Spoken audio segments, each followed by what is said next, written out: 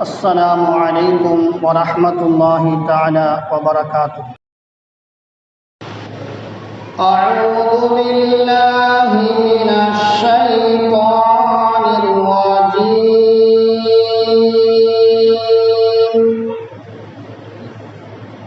بسم الله الرحمن الرحيم.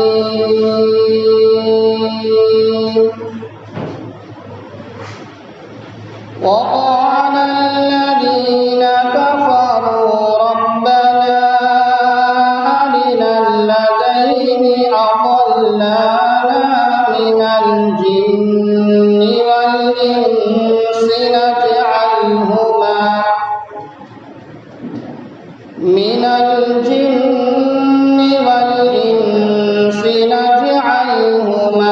تحت أقدامنا ليكونا من الأسفلين.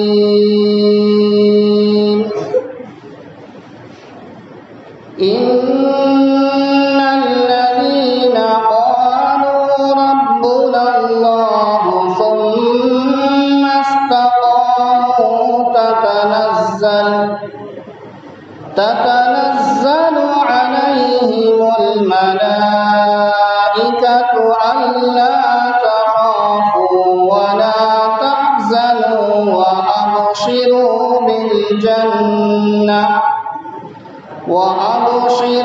بالجنة التي كنتم توعدون. نحن أولياؤكم في الحياة الدنيا وفي الآخرة ولكم فيها ما تشتهي أنفسكم ولكم فيها ما تدعون. نزلا من غفور رحيم. صدق الله العظيم. الحمد لله. மாணவியின் உயர்ந்த பண்புகள் என்ற தலைப்பின் கீழ் இந்த மாவட்டத்தின் இந்த சீர்காழி வட்டாரத்தின் பொருளாளராகவும் ஜாமியா மஸ்ஜித் மேலசாலியுடைய இமாமாகவும் மௌலானா மௌலவி ஹாஃபிஸ் எம்ஜி ஃபைதுர் ரஹ்மான் ஃபைதி ஹஜரத் அவர்கள் இப்பொழுது நமக்கு மத்தியிலே உரையாற்றியிருக்கின்றார்கள். அனைவரும் அமைதி காத்து இந்த உரையை முழுமையாக கேட்டு பயனடைமாறு கேட்டுக்கொள்ளப்படுகிறது.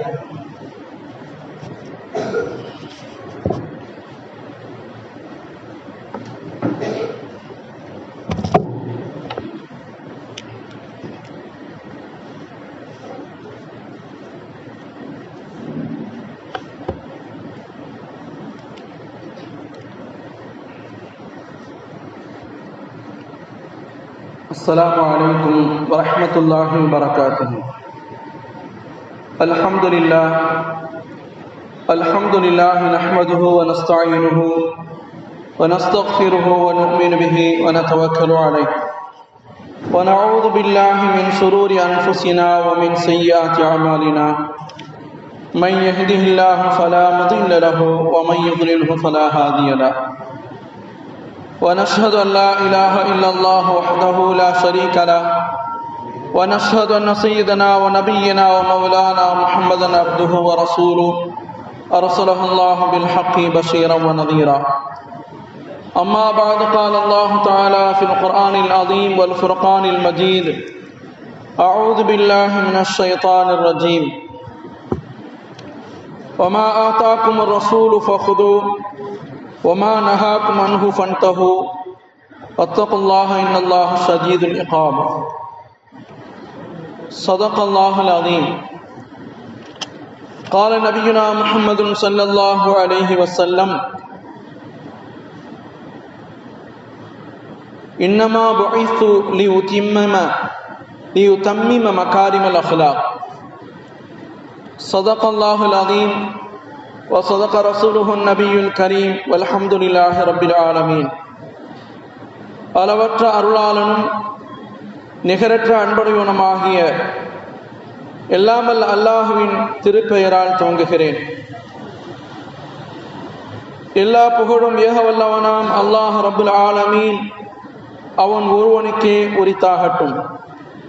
ஸலவாத்தும் ஸலாமும் நமது நாயகம் ரசூலே கரீம் ஸல்லல்லாஹு அலைஹி வஸல்லம் அன்னவர்கள் மீதும் அன்னவர்களின் தூய கிளையார்களின் மீதும் நபி தோழர்களான சஹாபாக்களின் மீதும் தாபியீன்கள் தபவு தாபியீன்கள் இறைநேச செல்வர்கள் இறை நம்பிக்கையாளர்கள் ஆண்கள் பெண்கள் அனைவர்களின் மீதும் அந்த ஏக வல்லவனாம் அல்லாஹுவின் சாந்தியும் சமாதானமும் என்றென்றும் பொடியட்டுமாக.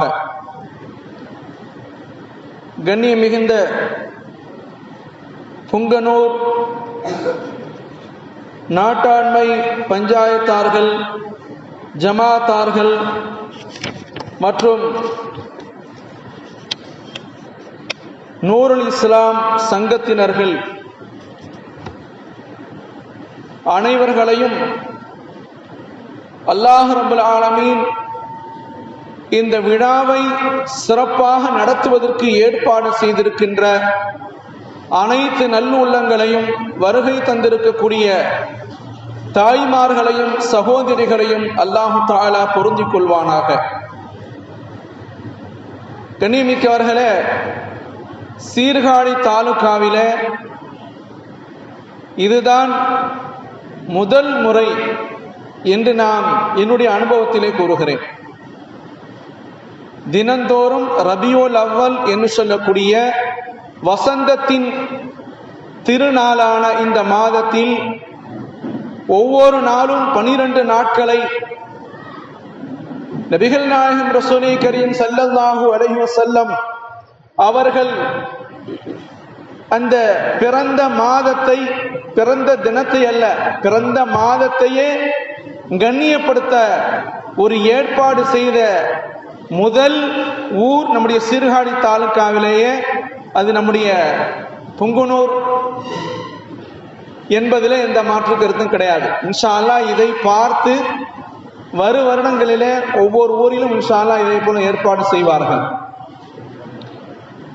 ஆனா ஒரு காலத்துல நம்முடைய கிராமங்களில் ஒவ்வொரு ஊர்களிலும் வெவ்வேறு விதமாக இந்த மீலாதுன் நபி விழாவை சிறப்பாக கொண்டாடி மகிழ்ந்தார்கள். அது எப்படின்னு சொல்லவா? முதலாவதாக மௌலிதின் நபி ஸல்லல்லாஹு அலைஹி வஸல்லம் அவர்களுடைய அந்த மௌலூது ஷரீஃபை சிறப்பாக ஓதினார்கள். இரண்டாவதாக அவர்களுடைய அந்த மாதத்தை கண்ணியப்படுத்தும் பொருட்டு சீரடி சோறு என்ற வகையில் பிரம்மாண்டமான முறையிலே ஒவ்வொரு ஊரிலும் ஒவ்வொருவருமே போட்டி போட்டு கொண்டு அந்த சீரணி சோற்றை, அதுக்கு பேரு சீரணி சோறு தான், அது சோறு அல்ல, அன்னதானம் அல்ல, அது கூட்டாஞ்சோறு அல்ல, அது அதற்கு பெயர் சீரணி சோறு. சீரணி என்று சொன்னால் பள்ளிவாசலுக்கு எது வந்தாலும் சரி அதற்கு பெயர் சீரணி, அவ்வளவுதான். அது அல்லாஹ்வுக்கும் அல்லாஹ் ரசூலுக்கும் முஹப்பத்துக்காக வேண்டி கொடுக்கப்பட்ட அந்த உணவு வகைகள். அது எந்த அளவுக்கு எல்லா ஊர்களிலும் எப்பொழுதெல்லாம் கொடுக்கப்பட்டு வந்ததோ, எப்பொழுதெல்லாம் அந்த உணவுகள் பரிமாறப்பட்டு வந்ததோ, அதுவரை நம்முடைய ஒவ்வொரு ஊர்களிலும் அன்பு பரிமாற்றமும் இருந்தது, அரவணைப்பும் இருந்தது, ஒற்றுமையும் இருந்தது, உள்ளச்சமும் இருந்தது, உள்ளன்பும் இருந்தது, தாராள மனப்பான்மை இருந்தது, மனக்கசடு அற்ற ஒரு ஒற்றுமை இருந்தது. எல்லாம் சமீப காலத்தில் வேறு வேறு வகைகளில் ஏதாவது ஒரு வகையில் அது சிறிது சிறிதாக சன்னம் சன்னமாக தடைப்பட்டு நிறைய ஊர்களில் முற்றிலுமாக அது நின்றே போய்விட்டது. எந்த அளவுக்கு இதனை விமர்சையாக செய்தோமோ அந்த அளவுக்கு இதனை கைவிடப்படக்கூடிய ஒரு சூழ்நிலையில் ஆளாக்கிவிட்டார்கள் மக்கள். ஆனா இப்பொழுது மறுபடியும் அது புனர் நிர்மாணம் பெற்று, எப்படி அல்லாஹுடைய தூதர் ஸல்லல்லாஹு அலைஹி வஸல்லம் அந்த மதீனத்துல் முனவ்வராவில இன்றைக்கு எப்படி லட்சக்கணக்கான மக்கள் ஒவ்வொரு நாளும் குடுமி கொண்டே இருக்கிறார்களோ, சேர்ந்து கொண்டே இருக்கிறார்களோ, வருகை தருகின்றவர்களுக்கு உணவாகவும் பானமாகவும் தந்து கொண்டே இருக்கிறார்களோ அதை போல நம்மால் ஆண்டாண்டு காலமும் தினந்தோறும் வணங்க முடியாவிட்டாலும் கூட இந்த குறிப்பிட்ட இந்த 12 நாட்களிலாவது அதனை வழங்கி சிறப்பிப்போம் என்று நாம் உறுதி மேற்கொள்வோம். கண்ணியமிக்கவர்களே, அவ்வாறு உணவளித்து வந்த பொழுது இருக்கக்கூடிய அந்த மகிழ்ச்சியானது, அந்த ஆரவாரமானது, அந்த ஒற்றுமையானது அதுவெல்லாம் இப்பொழுது இல்லாமல் போய்விட்டது. நம்முடைய புங்கனூரிலே ஆதி காலத்திலிருந்து மௌலூத் ஷரீஃப் ஓதப்படக்கூடிய அந்த காலகட்டத்திலே யா அல்லாஹ் யா அல்லாஹ் இர்ஹமில் முஃமினீன் ஸல்லல்லாஹு ரப்புனா அலன் நூரில் ஆலமீன் அஹ்மதல் முஸ்தஃபா நபி சய்யிதில் முர்சலீன் வ அலா ஆலிஹி வ ஸஹ்பிஹி அஜ்மஈன் என்று சொல்ற இந்த பைத் இருக்குது பாருங்க. எங்களுக்கெல்லாம் இது பள்ளிவாசலில் ஓதுவதாகவே எங்களுக்கு அப்பெல்லாம் தெரியாது. சின்னஞ்சிறுவர்களாக நாங்கள் இந்த புங்கனூரிலே வசித்துக் கொண்டிருந்த பொழுது பள்ளிவாசலிலே ஓதுவதாக எங்களுக்கு தெரியாது. வானத்திலிருந்து இந்த சத்தம் வருவதாக நாங்கள் அறிந்து கொண்டோம். கண்ணியமிக்கவர்களை, இளம் பிராயத்திலே இளம் சிறார்களுக்கு இதை போல நிகழ்ச்சி எல்லாம் சப்தங்கள் எல்லாம் இனிமையானதாக இருக்க வேண்டும். இப்ப அதெல்லாம் மாறி போய் ஒன்லி இருக்கக்கூடிய நம்முடைய ஆன்லைன்ல தான் எல்லா விஷயமும் ஓடிக்கிட்டு இருக்குது. ஆன்லைன்ல, வாட்ஸ்அப்ல, பேஸ்புக்ல, ட்விட்டர்ல இன்னும் என்னென்ன இருக்கும் அதுல தான் மக்கள் என்ன செய்யறாங்க, ஓடிக்கிட்டு இருக்கிறாங்க, அதுல தான் பார்த்துக்கிட்டு இருக்கிறாங்க. லைவாக இருக்கக்கூடிய நிதர்சனமான மார்க்கம் பள்ளிவாசலில் இருந்து வெளியே கிளம்ப வேண்டும். அது இல்லாமல் போய்விட்டது. மக்கள் ஒன்று கூடுவதற்கு வழி இல்லாமல் போய்விட்டது. கண்ணியமிக்கவர்களே, ஒரு முத்தாய் துவக்கமாக இந்த செய்தியை துவக்கவரையாக சொல்லிக் கொள்கிறேன். ஒரு காலத்திலே மீலாது விழா என்பது இன்றைக்கு சொல்வதை போல அல்ல. மீலாது விழா அது கூடாது, அது தவறானது, அப்படிலாம் மார்க்கத்திலே இல்லை என்று சொல்வதை போல ஒரு காலகட்டம் அப்பொழுது இல்லை. அப்பொழுது மீலாது விழா இருந்தது. மீலாது நபி கொண்டாடப்பட்டது. உத்தம நபியின் உதய தின விழா என்று போடப்பட்டது. அவ்வாறு போடப்பட்ட அந்த காலகட்டத்திலே இந்த மீலாது நபி விழாவிலே பேசியவர்கள் எல்லாம் யார் தெரியுமா? தமிழகத்துடைய மிகச் சிறந்த ஜாம்பவான்களாக திகழ்ந்த அரசியல் தலைவர்கள் பேசினார்கள். இன்னைக்கு நாமெல்லாம் பேசினா யாரும் கேட்க மாட்டோம். நாமெல்லாம் பேசினா யாரு அதிர்த்து எப்பொழுதும் வாரம் பேசிட்டு இருக்காரு, புதுசா என்ன சொல்ல போறாரு அப்படின்னு நம்ம நினைக்கிறதா உண்மை. அது அன்னைக்கு பேசியவர்கள் மிகப்பெரிய ஜாம்பவான்கள். அவங்க பேசினாங்க நபிகள் நாயகம் ஸல்லல்லாஹு அலைஹி பற்றி, முஹம்மது நபி ஸல்லல்லாஹு அலைஹி வஸல்லம் பற்றி அவங்க பேசினாங்க. அவங்க பேசினது இன்றைக்கும் ரெக்கார்டாக இருக்குது, வரலாறாக இருக்கிறது. மெரினா பீச் நடந்த அந்த சம்பவம், அறிஞர் அண்ணா பேசி அந்த பேச்சு இன்னைக்கும் என்ன ஆதாரமாக இருந்து கொண்டிருக்கிறது. முஹம்மது நபி ஸல்லல்லாஹு அலைஹி வஸல்லம் எப்படிப்பட்டவர், எந்த ரீதியிலே அவர் மக்களிடத்திலே இந்த மார்க்கத்தை எடுத்து சொன்னார், இந்த மார்க்கம் என்று சொன்னால் என்ன என்பதை பற்றி அவர்கள் பேசினார்கள்.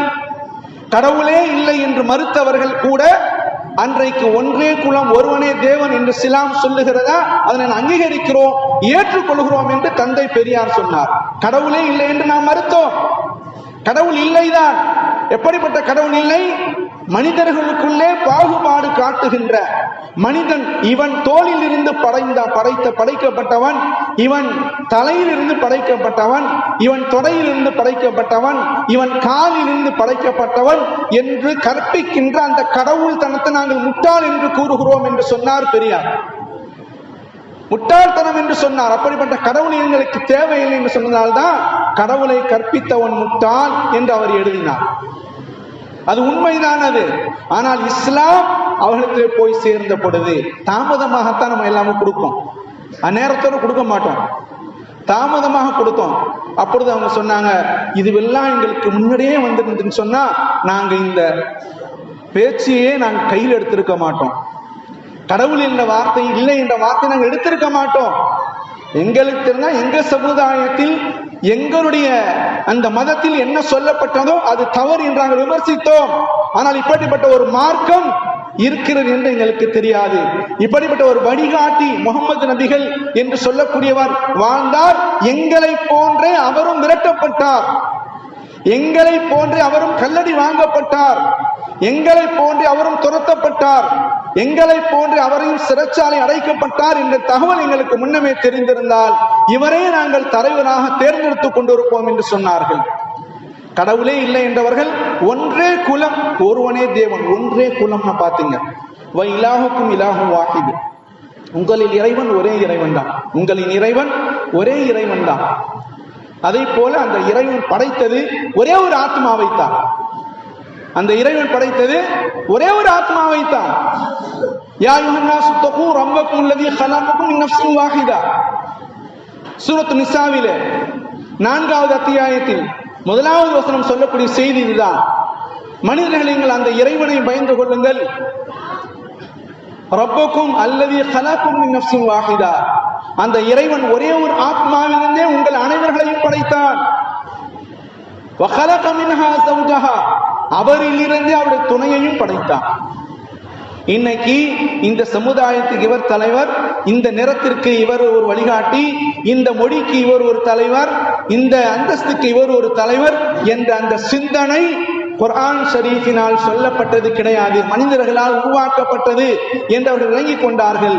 குர்ஆன் இப்படிப்பட்ட சட்டத்தை எல்லாம் பேசுகிறதா என்று சொல்லி ஒரு பிரபலமான தமிழகத்துடைய அறிஞர் ஒருவர் குர்ஆனுக்கு விரிவுரை விளக்க உரை எழுத துவங்கினார். குர்ஆனுக்கு அவர் என்ன செஞ்சாரு? விளக்க உரை எழுதுவதற்கு துவங்கினார். அது இஸ்லாமிய அறிஞர்களால் உலமாக்களால் தடை செய்யப்பட்டது. ஏன்னா குர்ஆன் ஷரீஃபுக்கு விளக்க உரை எழுத வேண்டும் என்று சொன்னால் குர்ஆன் ஷரீஃபுடைய முழுமையான ஞானமும் அதனுடைய மொழி திறனும் அதனுடைய வழித்திறனும் உங்களுக்கு தெரிந்திருக்க வேண்டும். ஆகவே நீங்கள் எழுதக்கூடாது என்று தடை விதிக்கப்பட்டது. ஏன்னா அந்த அளவுக்கு அவர் ஆர்வம் மிகுதியானதை இறங்கிவிட்டார். கண்ணியமிக்கவர்களை, இப்படிப்பட்ட மனிதர்களை இந்த மனித சமுதாயத்தில் அல்லாஹ் உருவாக்கினான் என்பதை இந்த மக்கள் அறியாமல் இருந்தார்கள்.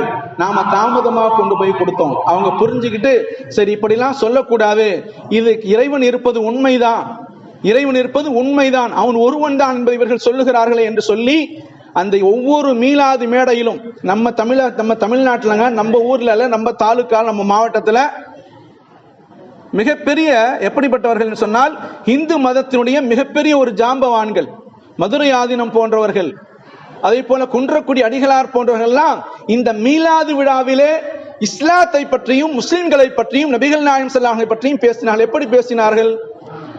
அவர் பேசினார்களுடைய மதத்தை சார்ந்து விட்டு விடுவார்களா? அவங்க சும்மா விடுவாங்களா? எப்படி நீங்க ஆதாரம் இல்லாமல் பேச பத்தி கேட்பாங்களா? இல்லையா? எல்லா ஆதாரங்களையும் வைத்துக் கொண்டு தெளிவாக பேசினார்கள், அவர்களுக்கும் விளக்கம் அளித்தார்கள். அப்படிப்பட்ட ஒரு சமுதாயத்தை இந்த மீலாது நபி விழாதான் உருவாக்கியது. இன்றைக்கெல்லாம் சொல்லுகிறார்கள், என்ன சொல்றாங்க? இஸ்லாம் ஒரு இனிய மார்க்கம் நடத்துறோம், இஸ்லாம் ஒரு எளிய மார்க்கம் நடத்துறோம், தெருமுனை பிரச்சாரம் நடத்துறோம். எதுக்கு தெருவுக்கு போகணும்? எதுக்கு தெருவுக்கு போகணும்? நமக்கு அல்லாஹுடைய பள்ளி மிக அழகாக கட்டப்பட்டு இருக்கிறது. அல்லாஹுடைய பள்ளியிலிருந்தே மக்களுக்கு நான் தெளிவாக எடுத்து சொல்லலாம். எதுக்கு தெருவுக்கு நம்ம போகணும்? தெருவுக்கு போக வேண்டிய அவசியம் இல்லை. இஸ்லாம் அப்படிப்பட்ட ஒரு மார்க்கமும் கிடையாது. அப்படி சந்து பந்துகளை போய் சொல்ல வேண்டிய அவசியமும் கிடையாது. நேரடியாக இஸ்லாம் சொல்ல வேண்டும் சொன்னால் பர்டிகுலர் சிங்கத்தை அதனுடைய குகையிலேயே சந்திக்கணும். அதான் இஸ்லாத்துடைய வரலாறு. சிங்கத்தை அதனுடைய குகையில தான் போய் சந்திக்கணும். அவன் இல்லாத நேரத்தில் வீட்டு வாச கதவை போய் தட்டக்கூடாது. இது இஸ்லாம் சொல்லக்கூடிய மிக அழகிய வழிமுறை. அதற்கெல்லாம் காரணமாக இருந்தது மீலாது நபி விழா மேடைகள் என்பதை மறந்து விடக்கூடாது. அப்படியெல்லாம் சமுதாயம் ஒரு காலத்தில் இருந்தது. 35 ஆண்டுகளுக்கு முன்னால் வரை இந்த நிகழ்ச்சியெல்லாம் ஊர்தோறும், மாவட்டம் தோறும், வட்டாரம் தோறும் நடத்தப்பட்டு கொண்டே வந்தன. ஜமாத் உலமாக்களுக்கு முழு ஆதரவு கரம் கொடுத்தது. ஒவ்வொரு ஜமாத்துகளும் இணைந்திருந்து சிறப்பாக செய்து முடித்தார்கள். மௌலிது ஷரீஃப் ஓதப்பட்டது, சீரணி சோறு வழங்கப்பட்டது. மிக அற்புதமாக சமுதாயம் நல்ல முறையிலே, நல்ல ஒரு வகையிலே சமுதாயம் சென்று கொண்டிருந்தது. ஒரு குழப்பம் சமீபத்தில் ஏற்பட்டது. ஏறத்தாழ ஒரு 30 ஆண்டு காலம் பிரச்சாரம். இன்றைக்கு எல்லா முஸ்லீம்களும் அதாவது அவங்க செய்யறதுக்கு ஆர்வம் இருந்தா கூட பரவாயில்லப்பா, வேணாம், செய்ய வேணாம் அப்படிங்கிற தடுக்கக்கூடிய அளவுக்கு மனோநிலைக்கு இந்த இஸ்லாமிய சமுதாயம் வந்துருச்சு. செய்யறதுக்கு இருந்து கூட இல்லை, வேணாம், சரி, அவர் அவங்க ஆக்கல, நம்ம எதுக்கு ஆக்கணும், அவங்க ஓதல, நம்ம எதுக்கு ஓதணும் அப்படிங்கிற அளவுக்கு ஆயிடுச்சு. எந்த அளவுக்கு இந்த நிகழ்ச்சிகள் நடைபெற்று கொண்டு வந்ததோ அந்த அளவுக்கு வீடுகளில் ஆபாத், ஒரு பரக்கத், ஒரு அல்லாஹுடைய ரஹ்மத், அல்லாஹுடைய அருள் வளம் பெருகி கொண்டே இருந்தது. எந்த ஊர்லயுமே சாதாரணமா சும்மா வாங்க சாப்பிட கொடுப்போம், சாப்பிடுறோம்னு சொன்னா யாரும் வரமாட்டாங்க. ஒரு விசேஷத்தை வைத்து, ஒரு ஏதாவது காரணத்தை வைத்தால் எல்லோருமே வருவார்கள். அதுல பரக்கத்து இருக்கும். இதையெல்லாம் தடை செய்யப்பட்டு போய் இன்னைக்கு சமுதாயத்தில் பல்வேறு குழப்பங்களுக்கு நம்ம சமுதாய மக்கள் ஆளாகி விட்டார்கள். பல்வேறு விதமான குழப்பங்களை சமுதாயத்தில் உருவாக்கி விட்டார்கள். இதற்கெல்லாம் காரணம் இஸ்லாத்தை முழுமையாக அறிந்து கொள்ளாததும், நபிகள் நாயகம் ஸல்லல்லாஹுடைய பெருமையை முழுமையாக விளங்கிக் கொள்ளாததும், நபிகள் நாயகம் ரசூலை கரீம் ஸல்லல்லாஹு அலைஹி வஸல்லம் அவர்களை சாதாரண ஒரு மனிதர் என்று அழைத்ததும், முஹம்மது ஸல்லல்லாஹு அலைஹி வஸல்லம் அவர்கள் ஒரு சாதாரண மனிதர் தான், நம்மை போன்ற ஒரு மனிதர் தான், அவருக்கு என்ன தனி சிறப்பு இருக்கிறது, அவர் என்ன சொல்ல வந்திருக்கிறார், அல்லாஹ்வின் உத்தரவு சொன்னார் போயிட்டார், அவ்வளவுதான் அப்படிங்கிற சொல்லக்கூடிய அளவுக்கு அவர்கள் வந்து விட்டார்கள். இன்னும் சொல்ல போனால் எந்த அளவுக்கு பேசினார்கள் தெரியுமா? நபிகள் நாயகம் ஸல்லல்லாஹு அலைஹி வஸல்லம் எந்த அளவுக்கு பேசினார்கள் தெரியுமா? நம்ம ஊர்ல போஸ்ட் ஆபீஸ் இருக்குது, போஸ்ட் ஆபீஸ் ஒரு லெட்டர் வருது, அந்த லெட்டர் வரக்கூடிய அந்த போஸ்ட்மேன் எடுத்து நம்ம வீட்டுல கொண்டு கொடுத்துட்டு நம்ம பேரை பார்த்துட்டு கொடுத்துட்டு போறார். இதுதான் நபிகள் நாயகம் ஸல்லல்லாஹு அலைஹி அருகதை என்று அநியாயக்காரர்கள் சொன்ன விதம் இன்றைக்கு சமுதாயம் அங்கீகரித்துக் கொண்டிருக்கிறது என்பதுதான் மிக வருந்தத்தக்க விஷயமாக இருக்கிறது. நபிகள் நாயகம் ஸல்லல்லாஹு அலைஹி அல்லாஹ் சொல்றான், முஹம்மதுன் இல்லா ரசூல், முஹம்மத் இல்லா ரசூல், முஹம்மதுன் இல்லா ரசூல், முஹம்மது ரசூல் என்று வேறு இல்லை என்ற இந்த வார்த்தையை பிடித்துக் கொண்டார்கள். முகமது ரசூலுல்லாஹ் வேறு இல்லப்பா அப்படின்னு சொன்னாங்க. அந்த வார்த்தை எதற்காக சொல்லப்பட்டது தெரியுமா? வமா முஹம்மது இல்லா ரசூல் கத் கலத் மின் கப்லிஹி ரசூல், இவர்களுக்கு முன்னாலும் முஹம்மது ஸல்லல்லாஹு அலைஹி அவர்களுக்கு முன்னாலும் பல நபிமார்கள் வந்து சென்றிருக்கிறார்கள். அவர் கொல்லப்பட்டாலோ அல்லது மரணம் அடைந்தாலோ உங்களுடைய பழைய மார்க்கத்தில் நீங்கள் திரும்பி விடுவீர்களா என்று அல்லாஹ் கேட்டானே, இந்த வசனத்தை பிடித்துக் கொண்டு சொன்னார்கள், முஹம்மது ஒரு மனிதர் என்று வேறு இல்லை, முஹம்மது ஒரு மனிதரை என்று வேறு இல்லை என்று இந்த வசனத்தை பிடித்துக் கொண்டார்கள். முஹம்மது ஸல்லல்லாஹு அலைஹி தரத்தை கீழே இறக்கினார்கள். ஸல்லல்லாஹு அலைஹி வஸல்லம் சொல்லக்கூடிய அந்த வார்த்தை கூட வர முடியாமல் போய்விட்டது. ஸல்லல்லாஹு அலா முஹம்மது ஸல்லல்லாஹு அலைஹி வஸல்லம் என்று சொல்லக்கூடிய அந்த ஸலவாத் இன்றைக்கு இல்லாமல் போய்விட்டது. ஸலவாத் அன்றைக்கு இல்லாமல் போய்விட்டது, பரக்கத்து போய்விட்டது. அந்த வசனம் எதற்காக இறக்கப்பட்டது? நபிகள் நாயகம் ரசூலை கரீம் ஸல்லல்லாஹு அலைஹி வஸல்லம் அவர்கள் இவ்வுலகத்தை விட்டு பிரிகின்றார்கள். பிரிகின்ற அந்த நேரத்தில் மக்களிடத்திலே கடுமையான ஒரு குழப்பம் ஏற்படுகிறது. கடுமையான குழப்பம் ஏற்பட்ட பொழுது மக்கள் பலவாறாக பிரிகிறார்கள். மஸ்ஜித் நபவியிலே பலவாறாக பிரிகிறார்கள். ஒரு கூட்டம் அப்படியே அழுது பிரலாபித்தவர்களாக, எதுவும் பேச முடியாதவர்களாக, மௌனிகளாக அமர்ந்து கொண்டிருக்கிறார்கள். இன்னொரு கூட்டம் முஹம்மது, முனாஃபிக்குகள் கூட்டம், முஹம்மது இறந்து விட்டார், எனவே மார்க்கம் இத்தோடு முடிந்து விட்டது, எனவே நாங்கள் மார்க்க கடமைகள் சிலவற்றை செய்ய மாட்டோம், குறிப்பாக ஜக்காத்து கொடுக்க மாட்டோம் என்று இருந்தார்கள். ஏன்னா தொழுலாம், உழுந்து வணங்கலாம், முட்டித்தே தொழுலாம், எல்லாம் செய்யலாம், ஆனால் கையிலிருந்து 5 காசு எடுத்து கொடுக்குறதுன்னா அது எவ்வளவு சிரமம், அதை நாங்கள் கொடுக்க மாட்டோம் அப்படின்னு சொன்னாங்க. இந்த நிலையிலே உமர் இப்னு கத்தாப் ரலியல்லாஹு தஆலா அவங்க ஒரு சூழ்நிலை எடுத்தாங்க. முஹம்மது ஸல்லல்லாஹு அலைஹி வஸல்லம் அவர்கள் இறக்கவில்லை, முஹம்மது ஸல்லல்லாஹு அலைஹி வஸல்லம் அவர்கள் இறக்கவில்லை. அல்லாஹ் நபி மூசா அலைஹிஸ்ஸலாம் எவ்வாறு தூர் சினாய் மலைக்கு அழைத்து சென்றிருக்கிறானோ அதை போல் அழைத்து சென்றிருக்கிறான், மறுபடியும் முஹம்மது ஸல்லல்லாஹு அலைஹி வஸல்லம் அவர்கள் வருவார்கள் என்று அவர்களுடைய ஆதங்கத்தை வெளிப்படுத்தினார்கள். அவர்கள் தங்களுடைய ஆதங்கத்தை வெளிப்படுத்தினார்கள். அவ்வாறு வெளிப்படுத்திக் கொண்டிருக்கின்ற பொழுதுதான் இந்த வசனத்தை அபூபக்கர் சித்தீக் ரலியல்லாஹு தஆலா அவர்கள் ஓதி காட்டுகிறார்கள். இதுவரை யார் முஹம்மதை வணங்கி கொண்டிருந்தீர்களோ சொல்லுங்கள், முஹம்மது ஸல்லல்லாஹு அலைஹி வஸல்லம் அவர்கள் இறந்து விட்டார்கள். இதுவரை யார் முஹம்மது ஸல்லல்லாஹு அலைஹி வஸல்லம் வணங்கி கொண்டிருந்தீர்களோ அந்த முஹம்மது ஸல்லல்லாஹு அலைஹி வஸல்லம் அவர்கள் இறந்து விட்டார்கள். யார் அல்லாஹை வணங்கி கொண்டிருந்தீர்களோ நான் சொல்லுகிறேன், அல்லாஹ் உயிரோடு இருக்கிறார். அபூபக்கர் சித்தீக் ரலியல்லாஹு அன்ஹு சொன்னார்கள், திபத ஹய்யன் வ மைதா, யா ரசூலல்லாஹ் தாங்கள் உயிரோடு இருக்கின்ற பொழுதும் இவ்வாறு இப்பொழுது மரணித்த பொழுதும் நீங்கள் மிக அழகானவர்களாக இருக்கிறீர்கள், நறுமணம் கமழுகிறீர்கள் என்று மையத்தை பார்த்த உடனே சொன்னார்கள். அப்பொழுதே புரிந்துவிட்டது, முஹம்மது ஸல்லல்லாஹு அலைஹி வஸல்லம் அவர்கள் இந்த உலகத்தை விட்டு அல்லாஹ்வினால் அழைக்கப்பட்டு விட்டார்கள். அல்லாஹ் அவர்களை அழைத்து கொண்டார்.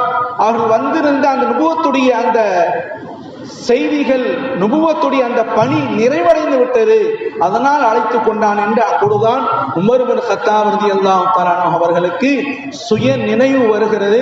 பின்னாலும் அவர்கள் சொல்லி காட்டுகிறார்கள், அபூபக்கர் ரலியல்லாஹு அவரை விட நான் சிறந்த என்றைக்கும் விளங்க முடியாது என்பதை இந்த விஷயத்திலே விளங்கிக் கொண்டேன். அப்பொழுது அல்லாஹ் தெளிவாக குர்ஆன் ஏற்கனவே இறக்கி விட்டானே, முஹம்மது ஸல்லல்லாஹு அலைஹி வஸல்லம் அவர்கள் என்னைக்கும் இந்த உலகத்தை விட்டு சென்று விடக்கூடியவர்கள் தான். இன்னக மையித்தும் வ இன்னஹும் மையித்தூன், நபியே நீங்களும் இறப்பவர்களே அவர்களும் இறப்பவர்களே. இதை சொல்லிட்டானே, நாங்க அதை விளங்காம அல்லாஹ்வுடைய ரசூல் ஸல்லல்லாஹு அலைஹி வஸல்லம் அவருடைய வாயிலிருந்து வந்த வார்த்தையை விளங்காம நாங்க அவசரப்பட்டு இப்படிப்பட்ட முடிவு எடுத்துட்டோம் என்பதாக பின்னாடி உமர் ரலியல்லாஹு அன்ஹு வருத்தப்பட்டாங்க. அப்பொழுது துணிச்சலாக நின்று சரியான ஒரு முடிவை மக்களுக்கு எடுத்து சொன்னவர்கள் அபூபக்கர் சித்திக் ரலியல்லாஹு அன்ஹு அவர்கள். எதற்காக தான் இந்த வசனம் இறக்கப்பட்டதை ஒழிய முஹம்மது சாதாரண மனிதர் என்று சொல்வதற்காக வேண்டிய அல்ல. அதனைத்தான் அவர்கள் பிடித்து என்ன செய்கிறாங்க, முஹம்மது ஸல்லல்லாஹு அலைஹி வஸல்லம் நம்மளை போன்ற ஒரு மனிதர் தான். இல்லவே இல்லை, நிச்சயமாக இல்லை.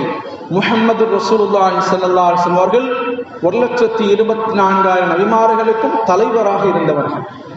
முஹம்மது ஸல்லல்லாஹு அலைஹி வஸல்லம் அவர்கள் 1,24,000 நபிமார்களுக்கும் தலைவராக இருந்தவர்கள். ஹாத்திமுன் நபி, இறுதி நபிதான் அவர்கள். ஆனால் அவ்வளவு நபியும் அவர்கள் தான்.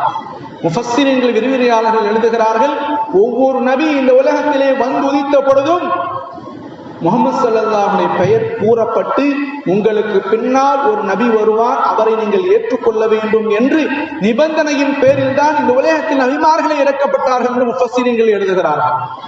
ஆதம் அலைஹிஸ்ஸலாம் அவர்களில் இருந்து ஈசா அலைஹிஸ்ஸலாம் அவர்கள் வரை உங்களுக்கு பிறகு ஒரு நபி வருவார், அவரை நீங்கள் ஏற்றுக்கொள்ள வேண்டும் என்று, அவர் வந்தால் அவருடைய தலைமையை நீங்கள் பின்பற்ற வேண்டும் என்று நிபந்தனையின் பேரிலேயே இந்த உலகத்தில் எல்லா நபிமார்களும் அனுப்பப்பட்டார்கள். அதை போலவே நடந்தது. மிஅராஜுடைய அந்த நேரத்திலே பைத்துல் ஹராமிலிருந்து, அதாவது மஸ்ஜிதுல் ஹராமிலிருந்து, காபத்துல்லாவிலிருந்து பைத்துல் முகத்தஸுக்கு நபிகள் நாயகம் ரசூலே கரீம் ஸல்லல்லாஹு அலைஹி வஸல்லம் அவர்கள் அழைத்து செல்லப்பட்ட பொழுது அங்கே எல்லா நபிமார்களும் ஒன்று கூட்டப்படுகிறார்கள்.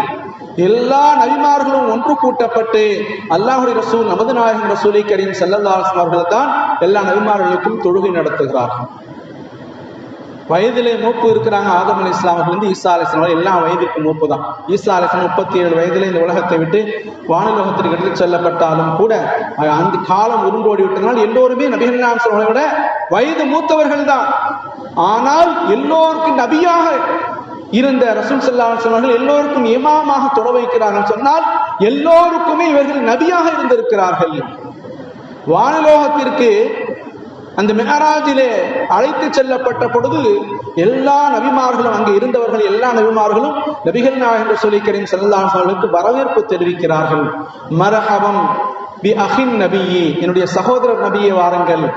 மர்ஹபன் பி அபின் நபி, என்னுடைய மகனார் நபியே வாருங்கள் என்று ஆதம் அலைஹிஸ்ஸலாம் அவர்கள் முதற்கொண்டு மூத்தவர்கள் வரவேற்க, அவர்களை வயது ஒத்தவர்கள் இந்த உலகத்தை விட்டு பிரிந்து சென்றவர்கள் நபிமார்கள் சகோதரர் நபியை வருக என்று வரவேற்றக்கூடிய அந்த சூழ்நிலையை பார்க்கின்ற பொழுது எல்லா நபிமார்களுக்கும் நபிகள் நாயகம் ஸல்லல்லாஹு அலைஹி வஸல்லம் தலைவராக இருந்திருக்கிறார்கள். ஆகவே ஹாத்திமுன் நபி, இறுதி நபி. ஆனா இவர்களுக்கு பிறகு நபிதான் கிடையாது, ரசூல் கிடையாது, இவர்களோடு முற்று பெற்று விட்டது. எனவே இவர்கள் எல்லோருக்கும் முதன்மையானவர்களாக திகழ்ந்தார்கள். இந்த சிறப்பு நபிகள் நாயகம் ரசூல் கரீம் ஸல்லல்லாஹு அலைஹி வஸல்லம் மட்டும்தான் அல்லாஹ் தஆலா கொடுத்தான், வேறு யாருக்குமே கொடுக்கல. ஆக அவர்களுடைய அந்தஸ்தை என்றைக்கும் நாம் கீழே இறக்கிவிட முடியாது, நமக்கு சமமாக ஆக்கிவிட முடியாது, நம்மில் ஒருவராக ஆக்கிவிட முடியாது. அவர்கள் எப்படிப்பட்டவர்கள் என்பதை பற்றி உலமாக்கள் தொடர்படியாக நம்முடைய பொங்கலுடைய பயான் செய்வார்கள். நம்முடைய உயிரினும் மேலானவர்கள். அந்நபியு அவுலா பில் முஃமினீன மின் அன்ஃபுஸிஹிம் வ அஸ்வாஜுஹு உம்மஹாத்துஹும். நம்முடைய நபி இருக்கிறார்களே முஹம்மது ரசூலுல்லாஹி ஸல்லல்லாஹு அலைஹி வஸல்லம் அவர்கள் நம்முடைய உயிரினும் மேலானவர்கள், நம்முடைய உயிரிலும் மேலானவர்கள். அவருடைய மனைவிமார்கள் இருக்கிறார்களே வ அஸ்வாஜுஹு உம்மஹாத்துஹும், நம்முடைய தாயார்கள், தாய்மார்கள். நபி ஸல்லல்லாஹு அலைஹி துணைவிமார்கள் இருக்கிறார்களே அவர்களெல்லாம் நம்முடைய உம்மஹாத்துல் முஃமினீன்கள். உம்மஹாத்துல் முஃமினீன்கள் என்று சொன்னால் என்ன? முஃமின்களின் தாய்மார்கள். நமக்கெல்லாம் தாய்மார்கள் யாரு? ரசூல் ஸல்லல்லாஹு அலைஹி துணைவிமார்கள். இப்படி அந்தஸ்தை அல்லாஹ் தஆலா உயர்த்தி வைத்திருக்கிறானே, அவருடைய உயர்வு எப்படிப்பட்ட உயர்வு? வரஃபஅனா லக திக்ரக, நபியே உம்முடைய கீர்த்தியை நாம் உயர்த்தி விட்டோம் என்று அல்லாஹ் சொல்கிறானே. மிக உயர்ந்த அந்த தரஜாவில் அந்தஸ்தில் இருக்கிறார்களே, எந்த நபியையும் அல்லாஹ் தஆலா அழைத்து போற்றவில்லை, எந்த நபியையும் அல்லாஹ் தஆலா அழைத்து அன்பளிப்பு கொடுக்கவில்லை. நமது நாயகம் ரசூலை கரீம் ஸல்லல்லாஹு அலைஹி வஸல்லம் தானே மிஅராஜ் சம்பவம் நடந்தது. வேறு எந்த நபியும் அல்லாஹ் தஆலா இப்படி அழைத்து செல்லவில்லையே. எனவே மிகப்பெரிய சிறப்பு, எல்லா நபிமார்களையும் விட மிகச் சிறப்பு நபிகள் நாயகம் ரசூலை கரீம் ஸல்லல்லாஹு அலைஹி வஸல்லம் நம்முடைய நபிக்கு நிச்சயமாக இருக்கிறது. அப்படிப்பட்ட ரசூலை, அப்படிப்பட்ட நபியை நிச்சயம் நாம் கொண்டாடித்தான் தீர வேண்டும். நிச்சயமாக நாம் அவர்களுக்கு கண்ணியத்தை வழங்கியே தீர வேண்டும். அவர்களால் நமக்கு வந்தது உயர்வு, அவர்களால் நமக்கு வந்தது சொர்க்கம், அவர்களால் நமக்கு தடை செய்யப்பட்டது நரகம், அவர்களால் நமக்கு ஹவுதுல் கௌசர் நமக்கு கிடைக்க இருக்கிறது, அவர்களால் சூனத்துடைய உயர்ந்த அந்தஸ்து நமக்கு கிடைக்கிறது, அவர்களோடு நாம் சூனத்திலே வாழ போகிறோம் என்று சொன்னால் நாம் அவர்கள் நிச்சயமாக நினைத்து போற்ற வேண்டும். ஸலவாத்தும் ஸலாமும் நிச்சயமாக சொல்லிக் கொண்டே இருக்க வேண்டும். அத்தஹியாத்துல ஓதக்கூடிய ஸலவாத்து கூட அது விளக்கம் தெரியாமல் நாம் ஓதிக்கொண்டிருக்கிறோம். இஸ்லாம் சாதாரண மனிதர் என்று சொல்லுகிறீர்களே, நபிகள் நாயகம் ஸல்லல்லாஹு அலைஹி வஸல்லம் அவர்களை இப்படி ஏறெடுத்து பார்க்காமல் நீங்கள் திரும்பி போகிறீர்களே, ஸலவாத்து சொல்லாமல் இருக்கிறீர்களே, தொழுகையில் நீங்கள் என்ன சொல்லுகிறீர்கள்? தொழுகையில் நீங்கள் அஸ்ஸலாமு அலைக்க அய்யுஹன் நபியு வ ரஹ்மத்துல்லாஹி பரகாத்துஹு என்று சொல்லாவிட்டால் உங்களுடைய தொழுகை கூடிடுமா? தொழுகை கூடுமா? சொல்லுங்க. அஸ்ஸலாமு அலைக்க அய்யுஹன் நபியு, நேரிலே இருப்பதை போன்று, நேரிலே பார்ப்பதை போன்று, நாம் நேரிலே இருப்பவருக்கு சலாம் சொல்வதை போன்று அங்கே சலாம் சொல்லிக் கொண்டிருக்கிறோம் என்பதை விளங்காதவர்களாக நாம் சலாம் சொல்லிக் கொண்டிருக்கிறோம். அத்தஹியாத்துல சொல்லக்கூடிய அந்த ஸலவாத் இருக்கிறது, அஸ்ஸலாமு அலைக்க அய்யுஹன் நபியு வ ரஹ்மத்துல்லாஹி பரகாத்துஹு. அதற்கு பிறகு ஸலவாத் இருக்குது. அத்தஹியாத்திலே முதலாவது இந்த செய்தி வருகிறதா இல்லையா? அதை உணராமலேயே விளங்காமலேயே ஏதோ போகிற போக்குல பொடுப்போக்குத்தனமா ஏதோ கத்துக்கிட்டோம், ஏதோ சொன்னோம் அப்படிங்கிற போறாமே, உள்ளன்போடு உணர்ச்சி வசத்தோடு ஒவ்வொரு வக்கத்துடைய ஒவ்வொரு தொழுகையிலும், ஒவ்வொரு ரகாத்து தொழுகையிலும் நாம் அந்த ஸலவாத்தையும் ஸலாமையும் சொல்லிக் கொண்டு இருக்கிறோமே, அந்த அந்தஸ்து நமக்கு விளங்கவில்லையா? அல்லாஹ்வுடைய ரசூல் ஸல்லல்லாஹு அலைஹி தரஜா உயர்வு நமக்கு விளங்கவில்லையா? ஸலாமு அலைக்க அய்யுஹன் நபி, ஒரு மனிதரை பார்த்து நேரடியாக சொல்லக்கூடிய சலாம் இருக்கிறது. அந்த சலாமுக்கு அதைவிட மிகப்பெரிய அந்தஸ்தை அல்லாஹ் தொழுகைக்குள்ளாகவே சொல்கிறானே. தொழுகையில யாராவது அஸ்ஸலாமு அலைக்கும் சொல்ல முடியுமாங்க? நம்ம சகோதரர் பக்கத்தில் தொழுகிறாரு, தொழுது கொண்டு இருக்கின்ற பொழுது இன்னொருத்தர் வர அஸ்ஸலாமு அலைக்கும் சொல்ல முடியுமா? ஸல்லல்லாஹு அலைஹி வஸல்லம் அவர்கள் ஆரம்பத்தில் அப்படி சஹாபாக்கள் அப்படி தடை இல்லாமல் இருந்துச்சு சொன்னாங்க. பிறகு ஒரு சஹாபி வந்தார், திருப்பி வரும்போது அஸ்ஸலாமு அலைக்கும் சொல்றார், பதில் சொல்லி ஸல்லல்லாஹு அலைஹி வஸல்லம் அப்புறம் சொன்னாங்க, தொழுகை என்பது அல்லாஹ்வும் நாம் உரையாடக்கூடிய ஒரு நிகழ்வு. இங்கே மனிதர்களுக்கு வேலை இல்லை, சலாம் சொல்லவும் கூடாது, சலாம் சொன்னால் பதிலும் சொல்லக்கூடாது என்று சொன்னார்கள் ஸல்லல்லாஹு அலைஹி வஸல்லம். சலாம் சொல்லக்கூடாது, சலாம் சொன்னால் பதிலும் சொல்லக்கூடாது. ஒரு மனிதர் பள்ளிவாசலுக்குள்ள வரார், அஸ்ஸலாமு அலைக்கும் பொதுவாக சொல்லிட்டு வரணும், அது வேற விஷயம். தொழுகையாளைக்கு நீங்கள் சலாம் சொல்லாம சொல்லக்கூடாது. ஆனால் தொழுகையிலேயே நாம் அல்லாஹ்வுடைய ரசூல் ஸல்லல்லாஹு அலைஹி வஸல்லம் சலாம் சொல்லுகிறோம் என்று சொன்னால் அது எவ்வளவு பெரிய உயர்வு, எவ்வளவு பெரிய அந்தஸ்து, அது எவ்வளவு பெரிய சிறப்பு. அது இதை விளங்காமலாக நாம் இருந்து கொண்டு இருக்கிறோமே. ஆகவே அல்லாஹ்வுடைய ரசூலுடைய ஸல்லல்லாஹுடைய கண்ணியம் இருக்கிறது, அது மிக மிக உயர்வானது. அல்லாஹ்வே அப்படிப்பட்ட உயர்வை தந்து விட்டார். நாம தரல, அந்த உலமா சபை தரல, நம்முடைய ஜமாத்துகள் தரல, முன்னோர்கள் தரல. இது அல்லாஹ்வுடைய உத்தரவு, அது அல்லாஹ்வுடைய உத்தரவு. இன்னல்லாஹு மலாயிகத்தஹு யுஸல்லூன அலன் நபி. ஏன்னா எதற்கான துவக்க உரையை அதை சொல்றேன்னு சொன்னா, முதல்ல கண்ணியத்தை விளங்கிக்கணும். ஸல்லல்லாஹு அலைஹி வஸல்லம் கண்ணியத்தை விளங்கிக் கொள்ள வேண்டும். முஹம்மத் என்று சொல்லப்பட்டால் ஸல்லல்லாஹு அலைஹி வஸல்லம் அவர்கள் என்று சொல்லக்கூடிய உணர்வு நமக்கு வர வேண்டும். ஒரு காலத்திலாம் எப்படிப்பட்ட ஒரு அற்புதமான தாய்மார்கள் வாழ்ந்தார்கள், எப்படிப்பட்ட முன்னோர்கள் வாழ்ந்தார்கள் என்று சொன்னால் அது ஒரு வாஜிப் இல்லை, ஒரு முஸ்தஹப் தான். அதனால் கண்குளிர்ச்சி ஏற்படுகிறது. முஹம்மது ரசூலுல்லாஹ் என்று பாங்கு சொல்லப்பட்ட உடனே நம்முடைய தாய்மார்கள் ஸல்லல்லாஹு அலைஹி வஸல்லம் என்று இப்படி சொல்லி அப்படியே முத்தமிட்டு கையை எடுப்பார்கள். கண் குளிர்ச்சி அதில் ஏற்பட்டது. கண் பார்வை தெளிவாக இருந்தது. நம்முடைய முன்னோர்களின் அனுபவம் அது. அந்த இதுவும் மாறி போயிடுச்சு. எல்லாமே மாறி போய் சமூகத்தில், சமுதாயத்தில் புறையோடி போய்விட்ட பல்வேறு விதமான அலங்கோலமான சிந்தனைகள் நம்முடைய உள்ளத்திலிருந்தும் முஹம்மது ஸல்லல்லாஹு அலைஹி வஸல்லமுடைய முஹப்பத் எடுபட்டு போய்விட்டது.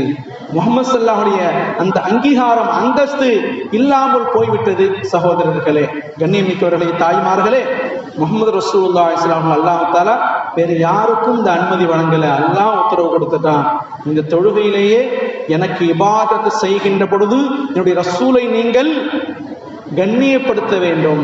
முஹம்மது ஸல்லல்லாஹு அலைஹி வஸல்லம் அவர்கள் அல்லாஹ்வுடைய ரசூல் தான், அவங்க அல்லாஹ் அல்ல, தெளிவுபடுத்தி விட்டாங்க.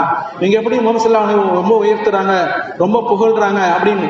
புகழ்தல் என்பது மார்க்கத்திலே மிக முக்கியமான விஷயம். அது மார்க்கம் அங்கீகரித்த விஷயம்.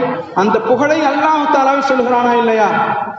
ஸலவாத்தும் ஸலாமும் என்பது புகழை தவிர ஒன்னே அது எப்படி புகழ் கிடையாது.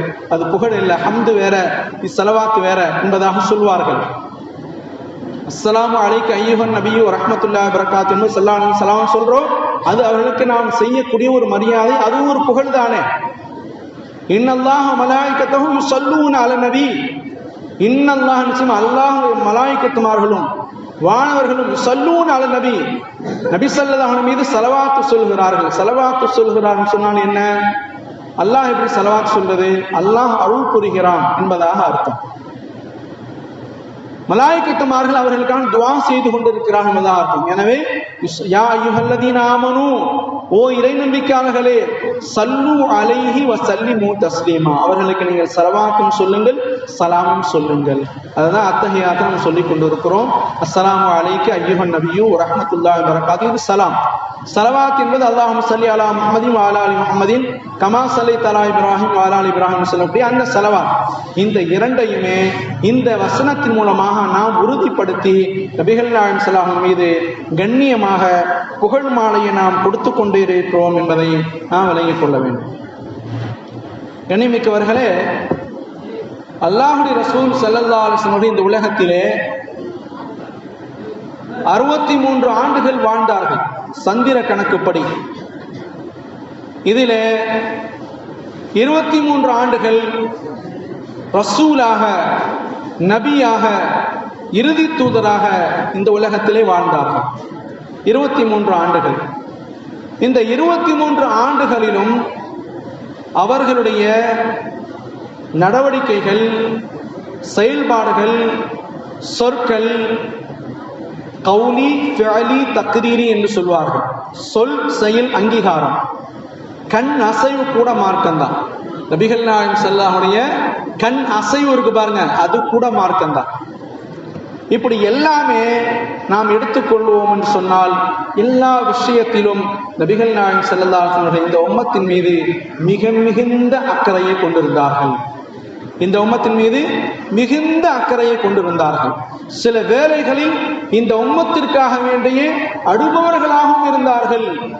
யா உம்மதி, யா உம்மதி, என்னுடைய உம்மத்தே, என்னுடைய உம்மத்தே என்று அடக்கூடியவர்களாக இருந்தார்கள். அவர்கள் சொல்வார்கள், மூசா அலைஹிஸ்ஸலாம் அவர்கள் இவ்வாறு துஆ செய்தார்கள், ஈசா அலைஹிஸ்ஸலாம் இவ்வாறு துஆ செய்தார்கள், இப்ராஹிம் அலைஹிஸ்ஸலாம் இவ்வாறு துஆ செய்தார்கள்.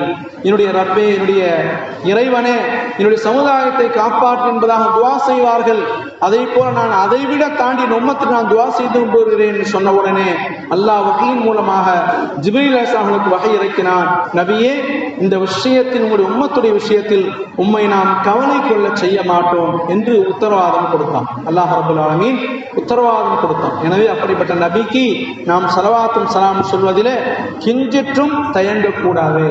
ஒரு மனிதன் தொழுகையை தவிர ஃபர்தான தொழுகையை விட ஃபர்தான தொழுகைக்கு பிறகு, சுன்னத்தான தொழுகைக்கு பிறகு மற்ற அமல்களையும் எல்லாம் விடுத்து, எல்லாவற்றையும் தாண்டி அவர் ஸலவாத்து சொல்வதிலேயே தன்னுடைய வாழ்க்கையை கழித்தால் கூட அவர்களுக்கு மிகுந்த அந்தஸ்தை அல்லாஹ் தஆலா கொடுக்கிறான். அவர் துஆ செய்யாவிட்டாலும் பரவாயில்லை, அவர் வேற எந்த அமலும் செய்யாவிட்டாலும் பரவாயில்லை, ஸலவாத்தின் பரக்கத்தினால் அவர்களுக்கு உயர்ந்த அந்தஸ்து நாளை மறுமையிலே இருக்கிறது.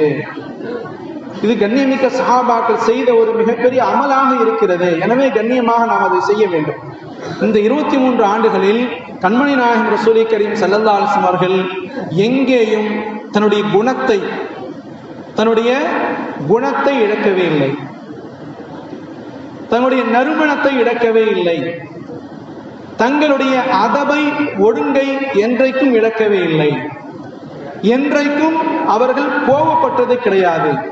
நபிமார்களுடைய பேச்சை பற்றி பேசுகின்ற பொழுது, சொல்லுகின்ற பொழுது, எந்த நபியும் திருடியதில்லை, பொய் சொல்லியதில்லை, விபச்சாரம் செய்ததில்லை, மோசடி செய்ததில்லை, அல்லாஹ்வுக்கு மாறு செய்ததில்லை, இணை வைத்ததில்லை. இணை வைத்தக்கூடிய ஒரு காலகட்டத்தில் அந்த நபிமார்களுடைய வாரிசுகள் யாரும் அல்லாஹ்வுக்கு இணை வைத்ததில்லை. உதாரணத்துக்கு நபிகள் நாயகம் ஸல்லல்லாஹு அலைஹி வஸல்லம் 40 வயதில் தான் நபியாக ஆனாங்க. 40 வயதில் தான் அவர் ரசூலாக ஆகிறாங்க. ஆனால் அவர் பிறந்ததிலிருந்து இந்த 40 வயது வரை கூட மக்கா நகரத்தில் இணை வைப்பு என்பது மிக பிரமாண்டமாக நடந்து கொண்டிருந்தது. எவ்வாறு இப்ராஹிம் அலைஹிஸ்ஸலாமுடைய தந்தையே ஆசரே சிலையை வடிக்கக்கூடியவராக இருந்தார்களோ அதே போல நபிகள் நாயகம் ஸல்லல்லாஹு அலைஹி வஸல்லம் காலத்தில் அவருடைய உறவினர்களே கூட அந்த சிலையை பூஜிப்பவர்களாக, சிலைக்கு வழிபாடு செய்யக்கூடியவர்களாக, அதனை நிர்வகிக்கக்கூடியவர்களாக, அதற்கு எல்லா விதமான வசதிகளையும் உதவிகளும் செய்யக்கூடியவர்களாக இருந்தாலும் கூட நபிகள் நாயகம் ஸல்லல்லாஹு அலைஹி வஸல்லம் நெருங்கியவரும் சரி, அவர்களும் சரி, அவருடைய தாயாரும் சரி, தந்தையும் சரி, குடும்பமும் சரி, யாரும் இணை வைப்பின் பக்கம் நெருங்கியது கிடையாது, இணை வைத்தது கிடையாது. அப்படி இருந்து அல்லாஹ் அவளை மஅசூமாகவே, பாவமற்றவராகவே துவக்கத்திலிருந்தே அல்லாஹ் தஆலா அவர்களை ஆக்கியிருக்கிறான். எல்லா நபிமார்களுக்கும் பொருந்தும். நபிமார்கள் அதாவது சில நபிமார்களை தவிர்த்து பாக்கி எல்லா நபிமார்களும் 40 வயதில் தான் நுபுவத்து பட்டம் பெறுகிறார்கள். 40 வயது தான் நபியத்துவத்துடைய வயது. ஏன்னா அப்படிதான் மனிதனுடைய ஒரு பக்குவம் கிடைக்கிறது. ஒரு குழந்தை பிறந்தாலே, ஒரு குழந்தை வயிற்றில் ஜனிக்கின்ற பொழுது 40 நாட்கள் அது துளியாகவும், அதற்கு பிறகு 40 நாட்கள் மெல்லப்பட்ட சக்கையை போன்றும், அதற்கு பிறகு 40 நாட்கள் அதற்கு எலும்புகளும் அதனுடைய அந்த உருவமும் கொடுக்கப்படுகிறது. 120 நாள் ஆக மொத்தம் 40 நாட்களுக்கு ஒரு விசேஷம் இருக்கிறது. அதை போல 40 ஆண்டுகளுக்கு ஒரு விசேஷம் இருக்கிறது. 40 ஆண்டுகளில் தான் எல்லா நபிமார்களும் நபியாக ஆக்கப்படுவார்கள். ஆக அந்த 40 வயது வரை கூட நபிகள் நாயகம் ரசூலுல்லாஹி கரீம் ஸல்லல்லாஹு அலைஹி வஸல்லம் தங்களுடைய அந்த இயற்கை தன்மையை, அதாவது அல்லாஹை வணங்காத ஒரு சூழ்நிலை இருந்தாலும், தொழுகை இல்லாவிட்டாலும் கூட, இபாதத் இல்லாவிட்டாலும் கூட, லா இலாஹ இல்லல்லாஹ் சொல்லி கலிமாவை மொழிந்தவராக இருந்து ஒரு விளக்கம் தெரியாக இருந்தாலும் கூட இணை வைத்தது கிடையாது. இணை வைப்பவர்களது வாழ்க்கையிலே கிடையாது. இன்னும் சொல்லமான வெறுத்து எதிர்க்கக்கூடியவர்களாக இருந்தார். எப்படி கடவுள் இல்லை என்று பிரச்சாரம் செய்தார்களோ அதே போல் நபி ஸல்லல்லாஹு அலைஹி வஸல்லம் இந்த கடவுள் எல்லாம் இல்லை என்று வாதிட்டு வந்தார்கள். இந்த கடவுள் எல்லாம் இல்லை, இதற்கு சக்தியும் கிடையாது, லாத்துக்கும் உஸ்ஸாவுக்கும் மனாத்துக்கும் இந்த சக்தியும் கிடையாது என்று வாதிட்டு வந்தார்கள். நபிகள் நாயகம் ரசூலுல்லாஹி கரீம் ஸல்லல்லாஹு அலைஹி வஸல்லம் 40 வயது வரை அந்த மக்களோடு மக்களாக வாழ்ந்திருக்கிறார்கள். நபியாக ஆக்கப்படவில்லை. ஆனால் அவர் சுய ஒழுக்கத்திலும் சரி, பொது மக்களுக்கிலும் சரி, மிக சரியான முறையில் நடந்து கொண்டிருக்கிறார்கள். அதனால் தான் அவர்களுக்கு அல் அமீன், அஸ்ஸாதிக் என்றதாக அழைக்கப்பட்டார்கள். அல் அமீன் என்று சொன்னால் நம்பகத்தன்மை மிக்கவர். அல் அல் அமான், அல் அமீன் நம்பகத்தன்மை மிக்கவர். அவருக்கு ஒரு பொருளை கொடுத்தால் மறுபடியும் 2 வருடங்கள் கழித்தோ பல வருடங்கள் கழித்தோ அந்த பொருள் கேட்கப்பட்டால் அதே பொருள் திரும்ப கிடைக்கும். அப்படிப்பட்ட அல் அமீன் நம்பகத்தன்மைக்குவராக நபிகள் நாயகம் 40 வயது வரை வாழ்ந்தார். அஸ்ஸாதிக் உண்மையாளர், வாய்மையாளர், பேசினால் உண்மைதான் பேசுவார்கள் நபிகள் நாயகம் அவர்கள். பொய் பேசியதில்லை. நபிமார்கள் 40 வயதில் நபித்துவம் கொடுக்கப்பட்டார்கள். ஸல்லல்லாஹு அலைஹி வஸல்லம் அப்படித்தான். ஆனா அதுவரை அவங்க என்ன செய்யல, சின்ன குழந்தை போல விளையாட்டுத்தனமாகவோ அல்லது வேறு ஏதாவது வகையிலோ பொய் பேசியது கிடையாது. வளர்ந்த பருவத்திலேயே ஆச்சரியமூட்டக்கூடிய பல செய்திகள் எல்லாம் நபிகள் நாயகம் இருந்தது. எதற்கு நான் இதை சொல்றேன்னு கேட்டீங்கன்னா, அவர்களுடைய நற்குணத்தின் மீது அவர்கள் ஆரம்பத்திலிருந்து இருந்திருக்கிறார்கள். சில பெரியார்களை பார்க்கிறோம், சில இறைநேச செல்வர்களை பார்க்கிறோம், எத்தனையோ தகவல்களை நாம் சேகரிக்கிறோம். ஆரம்பத்தில் எப்படி இருந்திருக்கிறாங்க?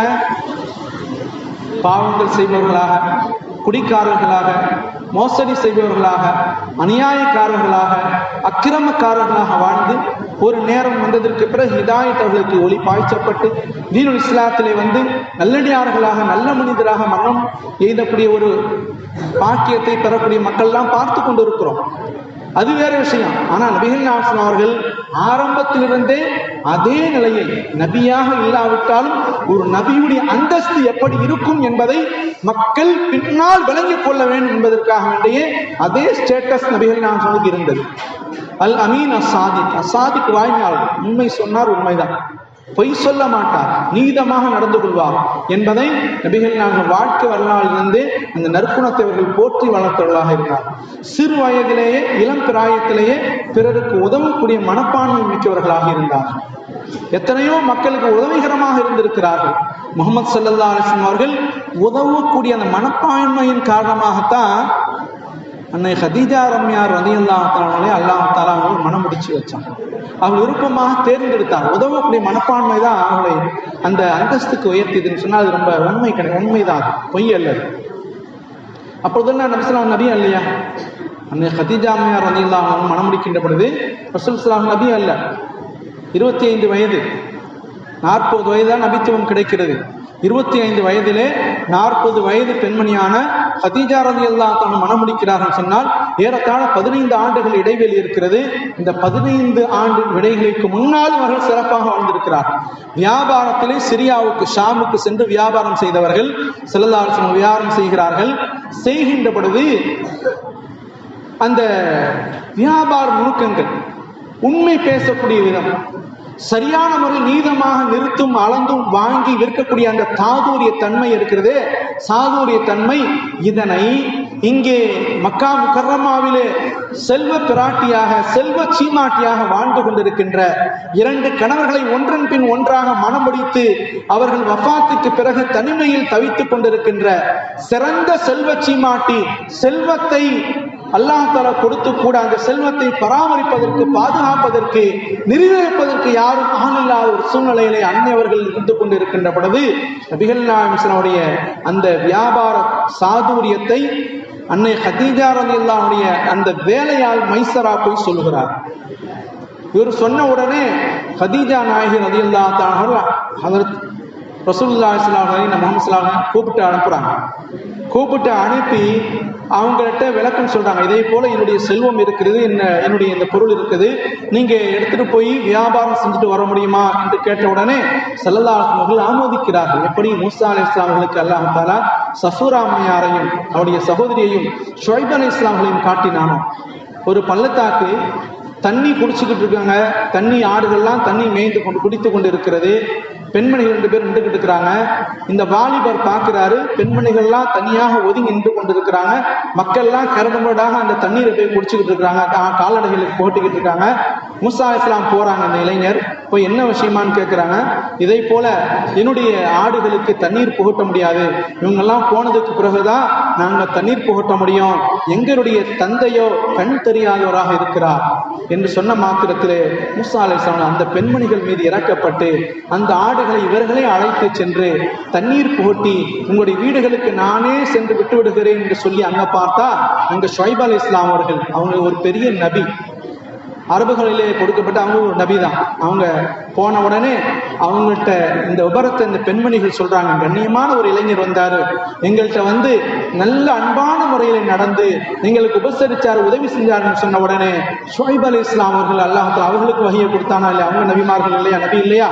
அவங்க என்னுடைய இந்த குழந்தைகளை பாதுகாத்து கொண்டு நீங்க மகராக ஒரு 10 ஆண்டுகள் வேலை பார்த்து என்னுடைய பெண்மணிகளை ஒரு பெண்மணிகள் மனமுடித்துக் கொள்ளுங்கள் என்று சொல்லி 10 ஆண்டுகள் 8 ஆண்டுகள் மனமுடித்து அதற்கு பிறகு சஃபூரா அம்மையார்களை மனமுடித்துக் கொண்டுதான் அவங்க எகிப்துக்கு மதீனாவில் இருந்து திரும்புகிறார்கள். வரலாறு, சுருக்கமான வரலாறு.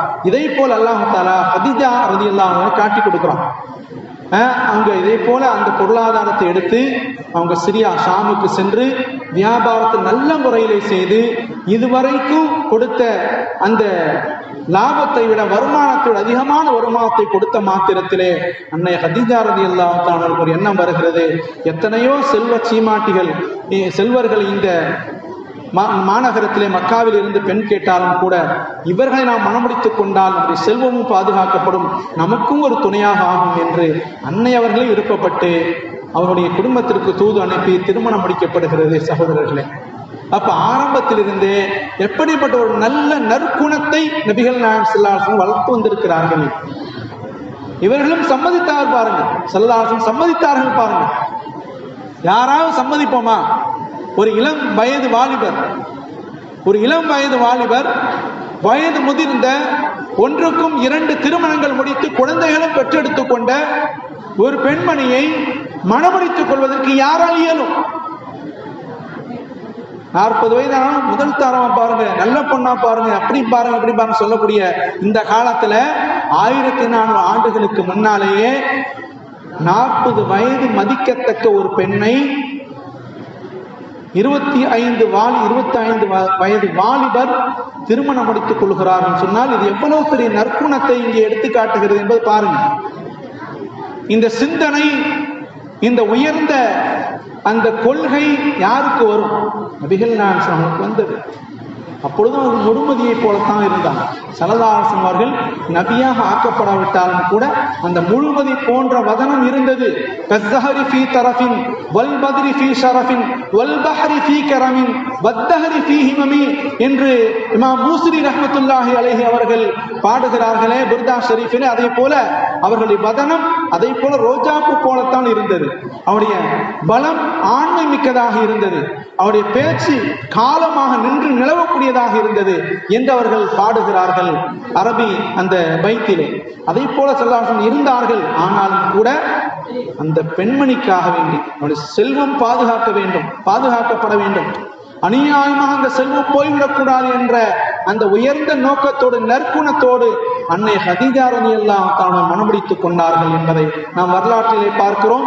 இது நபிகள் நாயகம் ஸல்லல்லாஹு அலைஹி வஸல்லம் காட்டியிருந்த முதலாவது நற்குணம் ஹுஸ்னுல் குல்க், அழகிய உயர்ந்த குணம் யாருக்கு வரும்? இது வரலாற்றிலே நிறைய செய்திகள். நம்ம இந்த தலைப்பு எனக்கு கொடுத்துட்டாங்க, நான் எதை பேசுவது என்றே தெரியாத அளவுக்கு தான் ஒரு சூழ்நிலை இருந்தது. ஒரு சம்பவத்தை எடுத்து பேச முடியாத அளவிற்கு எல்லா தொடரிலும் ஸல்லல்லாஹு அலைஹி வஸல்லம் எல்லா தொடரிலும், எல்லா சம்பவத்திலும், எல்லா விஷயங்களிலும் நபிகள் நாயகம் நற்குணத்தை தானே சொல்லிக் கொண்டிருக்கிறார்கள். நற்குணத்தோடு தானே நடந்து கொண்டிருந்தார்கள். அந்த நற்குணத்தில் உயர்ந்த நற்குணத்தை பின்பற்றினார்களே என்று பார்க்கின்ற பொழுது நிறைய சம்பவங்கள் ஒரு நாள் அல்ல 12 நாட்களும் கூட பேசக்கூடிய அளவிற்கான ஒரு அற்புதமான தலைப்பு தான் இது. எனவே துவக்க உரையாக இந்த செய்தியை சொல்லி துவக்கத்திலிருந்தே நபிகள் நாயகம் அவர்களுக்கு நற்குணம் இங்கிருந்தே மிளிர்கிறது. அன்னை ஹதீஜா ரலியல்லாஹு தஆலா அவர்களுக்கு குழந்தைகளும் இருந்தார்கள். அந்த முதல் தாரத்துக்கு பெற்றெடுக்கப்பட்ட குழந்தையும் இருந்தார்கள். இப்படிப்பட்ட ஒரு சூழ்நிலையிலே அல்லாஹ்வுடைய ரசூல் ஸல்லல்லாஹு அலைஹி வஸல்லம் அவர்கள் மனம் முடித்து இல்லற வாழ்க்கையை நடத்தி 15 ஆண்டுகள் ஓடி இதிலும் சிறப்பான பல நற்குணங்களை அந்த அரபக மக்களுக்கு காட்டிவிட்டார்கள். ஒரு முறை அவன் நற்குணத்திற்கு ஒரு சான்று, நல்ல நம்பிக்கையாளர்களுக்கு ஒரு சான்று நாம் சொல்லிக் கொள்வோம். இதெல்லாம் கேள்விப்பட்டிருப்பீங்க. மக்கா முக்கர்ரமாவை புனர் நிர்மாணம் செய்ய போகிறார்கள். தீக்கிரையாக்கப்பட்டது, மழை வெள்ள சேதத்திலே பாதிக்கப்பட்டுருச்சு.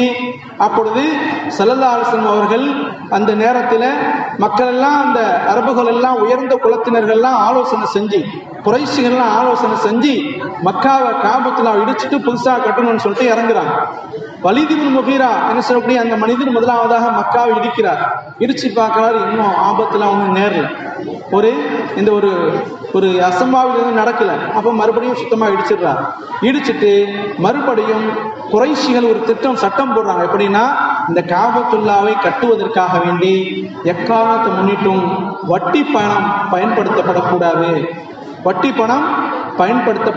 நாம் எழுதி வைத்துக்க வேண்டிய சில சட்டங்கள், பள்ளிவாசலுக்கு பள்ளிவாசம் சம்பந்தப்பட்டதுக்கு, மதரசாவுக்கு மதரசா சம்பந்தப்பட்டதுக்கு எக்காலத்தை முன்னிட்டு செய்யக்கூடாது. வட்டி பணத்தினுடைய சாயலை கூட என்ன செய்யக்கூடாது, கொடுத்துடக்கூடாது. இப்படி அவங்க சட்டம் போட்டாங்க. வட்டி பணத்தை பயன்படுத்தக்கூடாது, ஹராமான வழியில வந்த பணத்தை பயன்படுத்திவிடக்கூடாது, மோசடி செய்த பணத்தை பயன்படுத்திவிடக்கூடாது, ஹலாலான வருமானத்தில் இருந்த பணத்தை மட்டும் கொடுங்க அப்படின்னு சொல்லிட்டு வாங்கி மக்காவை காபத்துல்லாவை புனர் நிர்மாணம் செய்கிறாங்க. இடிக்கின்ற பொழுது ஹஜ்ருல் அஸ்வது கல் எடுக்கப்பட்டு விட்டது. ஹஜ்ருல் அஸ்வது கல் எடுக்கப்பட்டு விட்டது. கீழே ஒரு இடத்துல பத்திரமாக இருக்குது. மறுபடியும் காபத்துல்லாவை இதை போல ஒரு சட்டங்கள்லாம் போடப்பட்டு காபத்துல்லாவை கட்டி முடிச்சாச்சு. அவங்க சரியான முறையில ஹலாலான வழியில தான் கட்டணும் அப்படிங்கிறதுக்காக வேண்டித்தான் காபத்துல்லாவுடைய ஒரு மூளை விடுபட்டு விட்டது.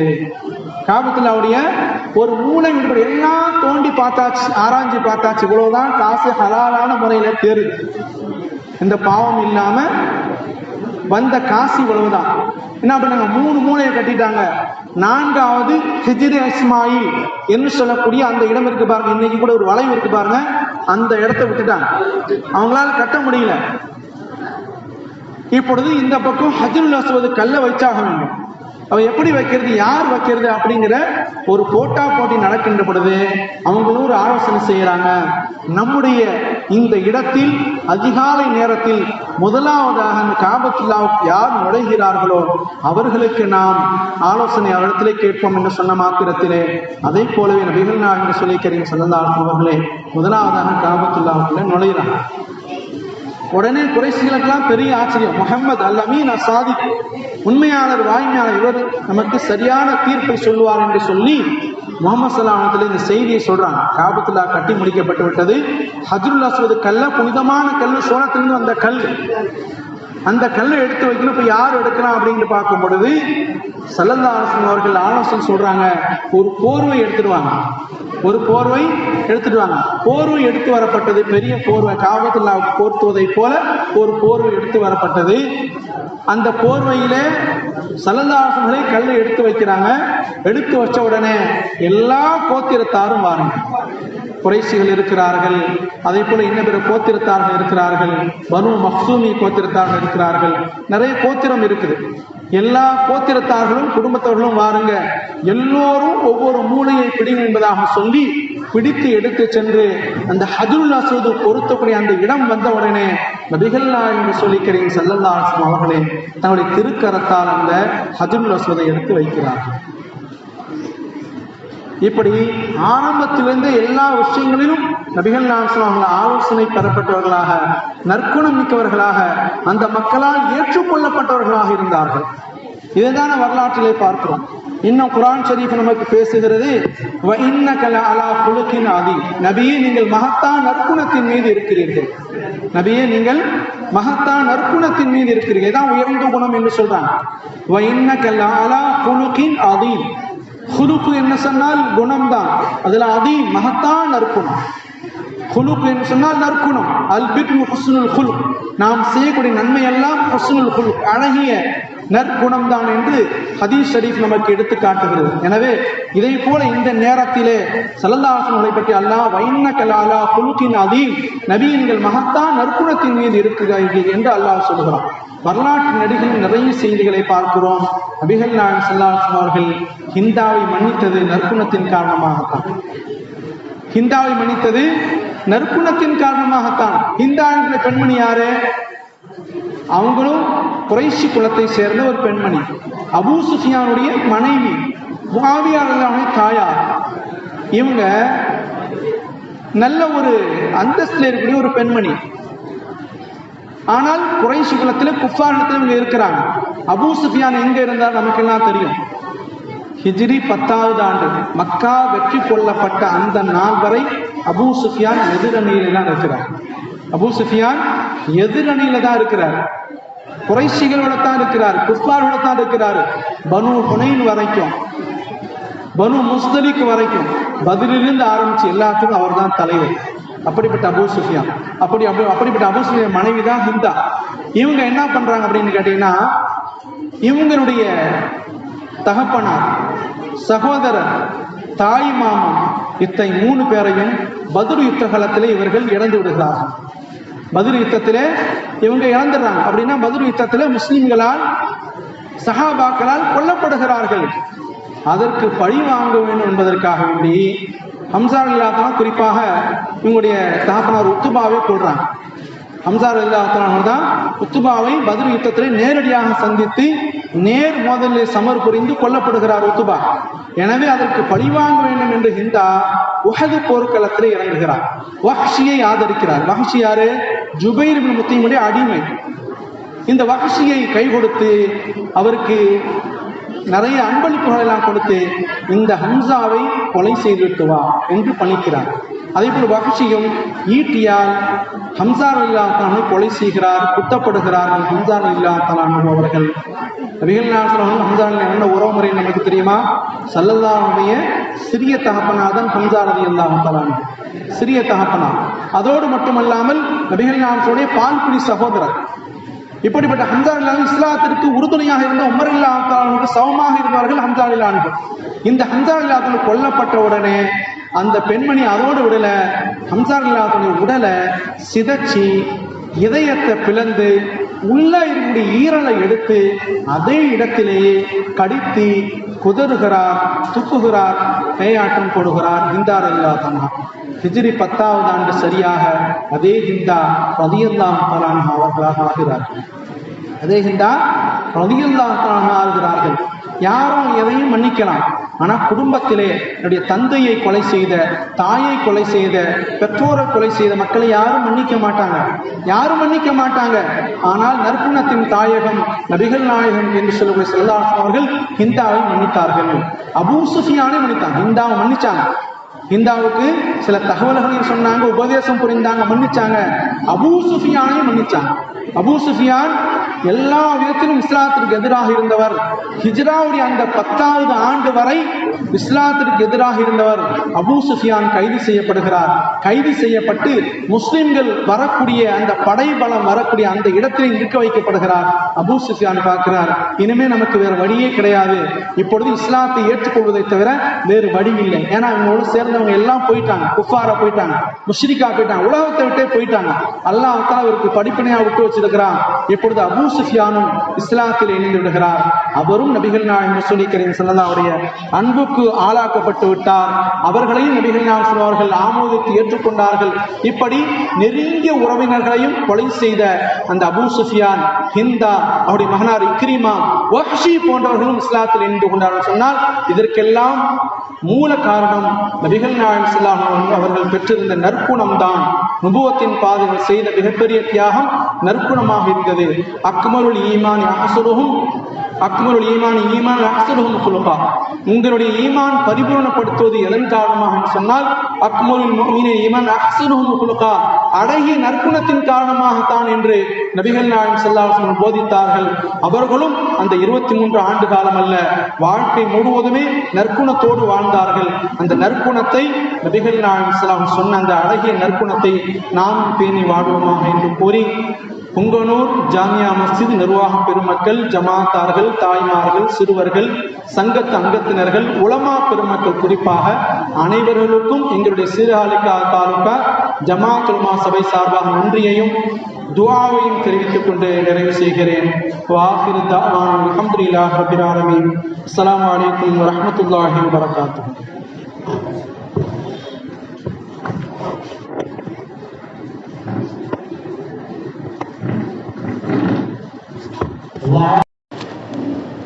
அஸ்ஸலாமு அலைக்கும் வரஹ்மத்துல்லாஹி தஆலா வபரகாத்துஹு. ஹஜ்ரத் அவர்கள் நல்ல சிறப்பான ஒரு நிகழ்ச்சியை பயானில் நமக்கு தந்தார்கள். அல்லாஹ் தஆலா அவர்களுடைய கல்வி வளங்களை மென்மேலும் அல்லாஹ் தஆலா அதிகப்படுத்துவானாக. அவர்களுடைய எல்லா விதமான தேவைகளையும் அல்லாஹ் தஆலா பூர்த்தியாக்கி தருவானாக. நேற்று ஹஜ்ரத் அவர்கள் 3 கேள்விகள் நம்மிடம் கேட்டார்கள்.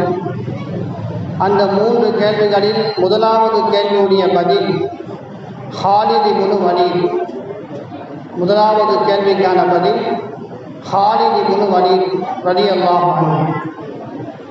இரண்டாவது கேள்விக்கான பதில் 3000 படை வீரர்கள். இரண்டாவது கேள்விக்கான பதில் 3000 படை வீரர்கள். மூன்றாவது கேள்விக்கான பதில் மதுபானம் குடிப்பவர்களை எந்தெந்த விஷயத்தில் தடை செய்ய வேண்டும் என்பதற்கு பள்ளிவாசலுக்கு அனுமதிக்கக்கூடாது, அதுபோன்று ஹலாலான விஷயத்தில் அவர்கள் தலையிடக்கூடாது, ஈமானை எல்லா விஷயங்களிலும் அவர்களை உள்ளே நுழைவிடக்கூடாது என்பதாக அந்த மூன்றாவது கேள்விக்கான விடையாக ஹஜ்ரத் அவர்கள் சொல்லியிருக்கின்றார்கள். இந்த கேள்விக்கான விடை எழுதியவர்களிலே 15 பேர்கள் நேற்றைய தினமும் இன்று வரை கேள்வியை